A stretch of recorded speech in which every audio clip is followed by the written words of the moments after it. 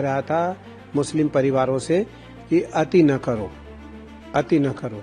मैं मुसलमान परिवार से कहना चाहूँगा कि भैया आप ध्यान रखो, भारत तुम्हारा भी है। रमजान का महीना हो और उसमें होली पड़ेगी तो होली मुसलमान क्यों खेलना चाहता है? वृंदावन की होली में हिंदुओं के हुजूम में गैर हिंदू न घुसे, ये ज्यादा अच्छा रहेगा। मुझे लग रहा है यह परिस्थिति मुसलमानों के कारण आई।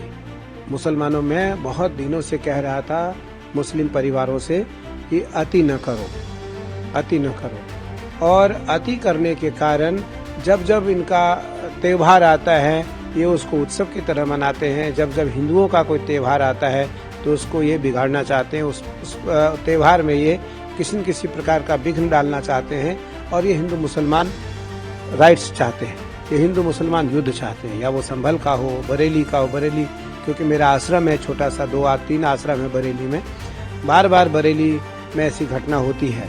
तो आज मथुरा का यह दृश्य सामने इसलिए आ रहा है कि कहीं किसी प्रकार की कोई घटना न हो जाए, क्योंकि रमजान भी चल रहा है और होली भी आने वाला है। तो मुझे लगता है उस कारण हिंदुओं को यह बात रखनी पड़ी है।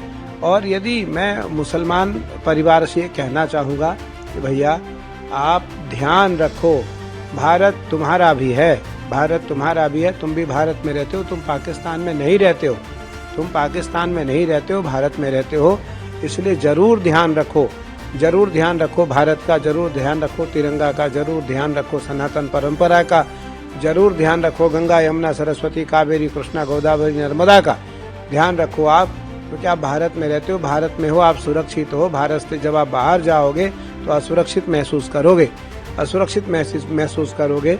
और ये बात आपको तब समझ में आएगी जब भारत से आप कहीं दूसरे देश में जाओगे।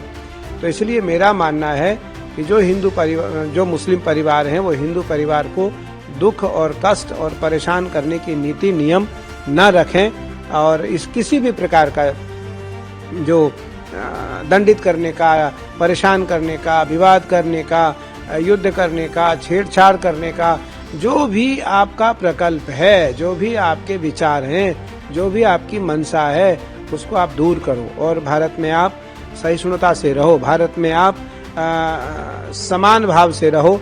सनातनियों को अपना समझो, सनातनियों को अपना समझो, भारत को अपना समझो। तभी मुझे लगता है कि अच्छा है। नहीं तो जिन जिन लोगों के कारण आपका मन बढ़ रहा है वो लोग साथ नहीं देंगे। और कहीं न कहीं नुकसान जब आपको होगा तो वो बाहर से खड़े होकर के आपका आनंद लेंगे, आपका दर्शन करेंगे, आपकी जो तमाम समस्याएं हैं उसको देख करके वो विनोद और मजाक करेंगे। हिंदू त्योहारों पर चाहे दीपावली हो, होली हो अथवा दुर्गा प्रतिमा विसर्जन हो, जो लोग ईंट पत्थर चलाते हैं वो कुंभ में ही कमाना क्यों चाहते हैं? हिंदुओं से नफरत भी और हिंदुओं के धन पर पलना भी चाहते हैं। यह तो अजीब बात है। एक रंग फेंक देने से, अबीर फेंक देने से जिस देश में दंगे भड़क जाते हों, वहाँ मुसलमान हिंदुओं के बीच जबरदस्ती घुस करके होली क्यों खेलना चाहता है? जब उसके अनुसार तथाकथित रूप से उसका पवित्र महीना चल रहा हो, रमजान का महीना हो, और उसमें होली पड़ेगी तो होली मुसलमान क्यों खेलना चाहता है?